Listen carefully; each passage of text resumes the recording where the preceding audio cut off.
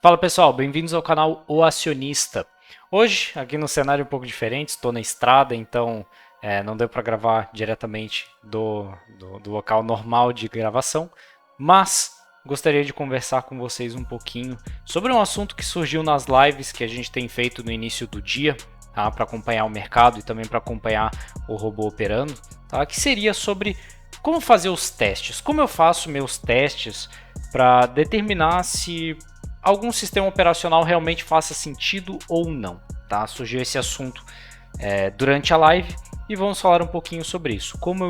Então, roda a vinheta, deixa o like, já se inscreve aí no canal, muito mais vídeos sobre day trade e também sobre investimentos vão rolar aí no canal. Então, já deixa o like, se inscreve e bora pro vídeo.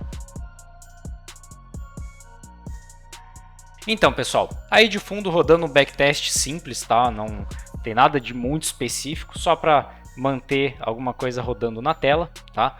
Mas vamos lá, como que eu escolho a forma de testar os meus sistemas?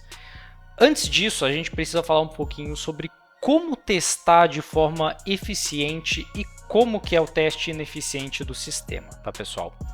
De forma geral, no início, a gente sempre busca algum backtest específico do sistema. Só que muitas vezes a gente se esquece de ver que o backtest não representa as condições reais de mercado. Tá? O que eu quero dizer com isso? Quando você roda um backtest, que o seu próprio nome diz é um teste do passado, é um backtest, tá? Ele não apresenta profundidade de book de ofertas, ele não apresenta slippage, que seria na sua tradução literal a derrapagem do preço, tá?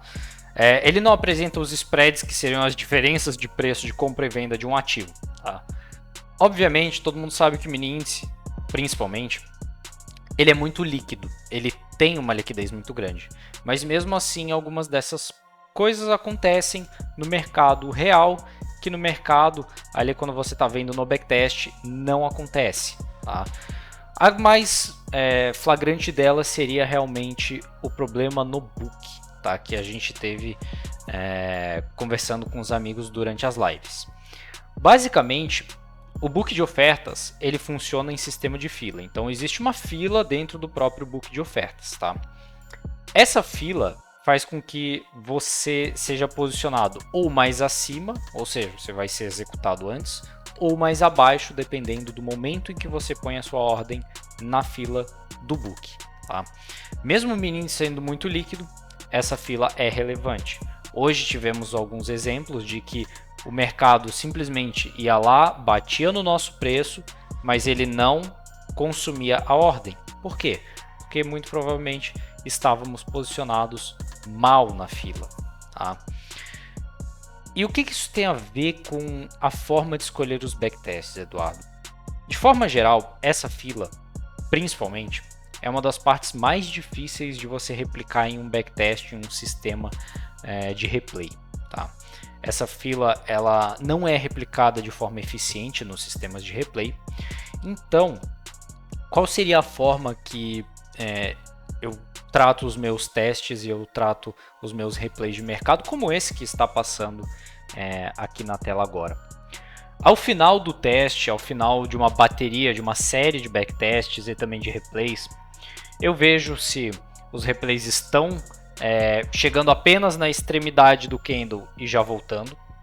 Quando ele simplesmente chega na extremidade do candle e já volta, isso é um sinal que eu não gosto de ver.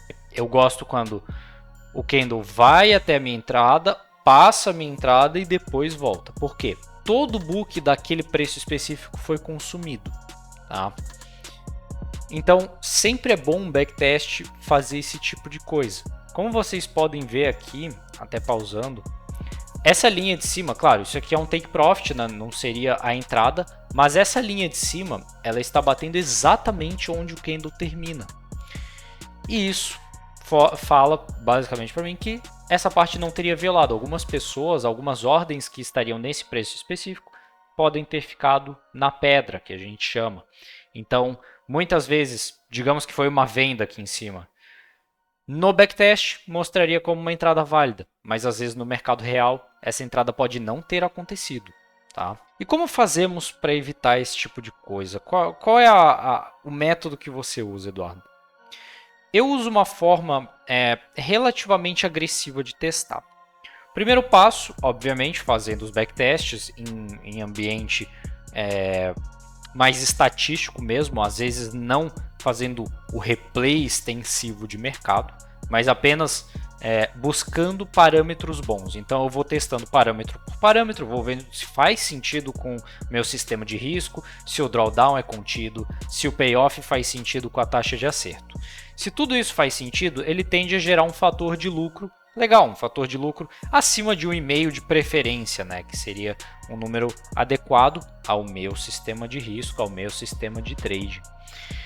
Achando um parâmetro plausível, achando um parâmetro interessante estatisticamente falando, eu levo a esse ambiente de replay, tá? Que é o que estamos vendo aqui. Esse ambiente de replay se apresentando plausível também, como vocês podem ver, muitas vezes os preços eles furam, na grande maioria das vezes os preços furam a entrada e a saída, então eu vejo isso como um parâmetro que faça sentido, tá?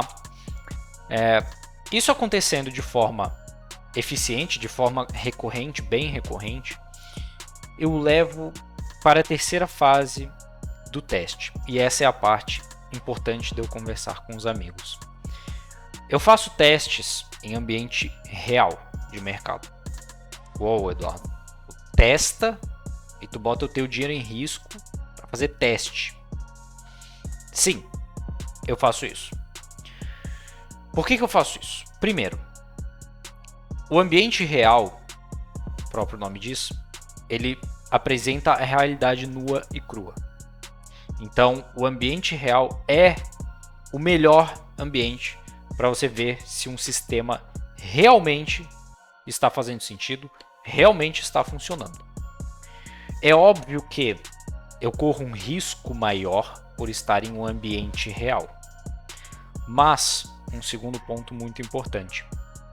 Eu não busco lucro no ambiente real. Pô, como assim, Eduardo? Não busca lucro? Não. Eu busco validar o sistema.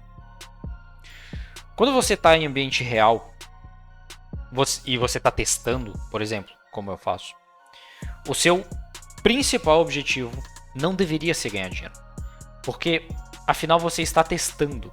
Você não está realmente operando para definitivo, digamos assim.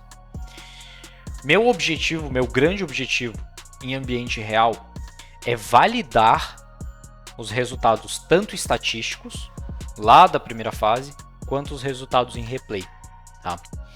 Então eu busco uma porcentagem em conta real que se assemelhe aos resultados em replay, principalmente em replay e em simulação como as que estão rodando aqui.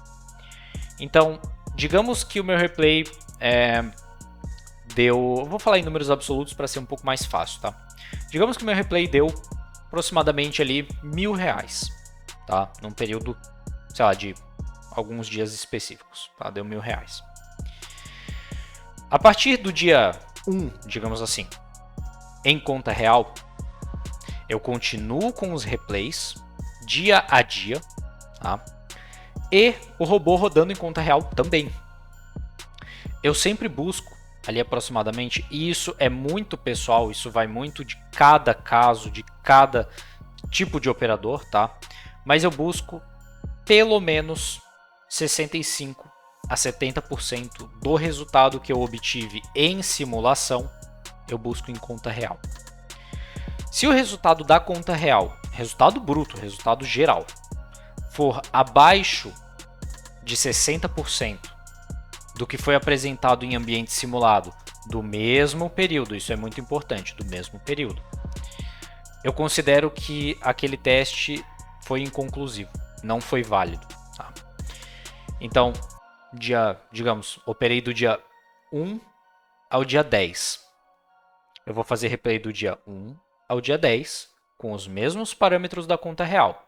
E o resultado da conta real tem que representar pelo menos 70% do resultado da simulação.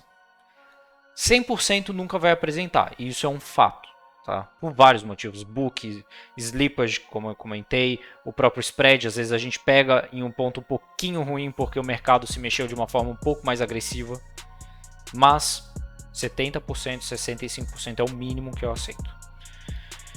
Isso é uma forma, como eu disse, agressiva de se lidar com trade, agressiva de se lidar com testes, mas é a forma mais realista que você vai visualizar o seu trade. É algo complicado de se fazer com contas pequenas? Sim. E aí que vem o segundo ponto. Qual é o meu target realmente em dinheiro? O meu target em dinheiro, eu busco pelo menos pagar aquela automação dentro do mês, dentro do período que ela está operante, digamos assim.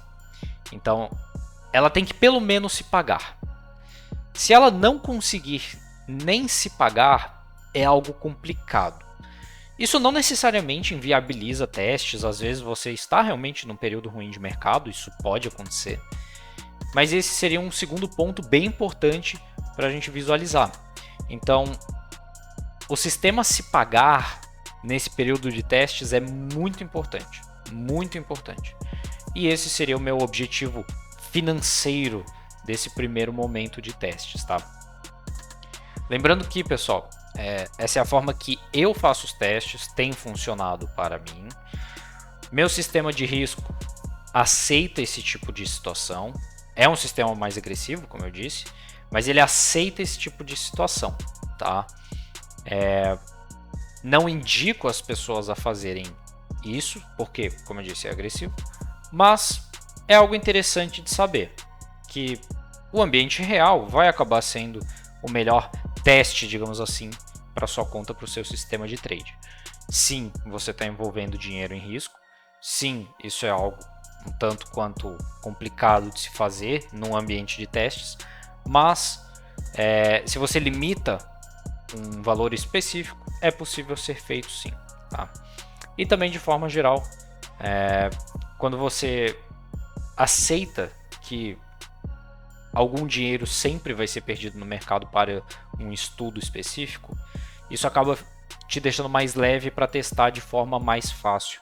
Então, tudo que a gente viu essa semana foi basicamente um dinheiro que eu estou disposto a arriscar, tá, para testar um sistema que eu acho muito plausível.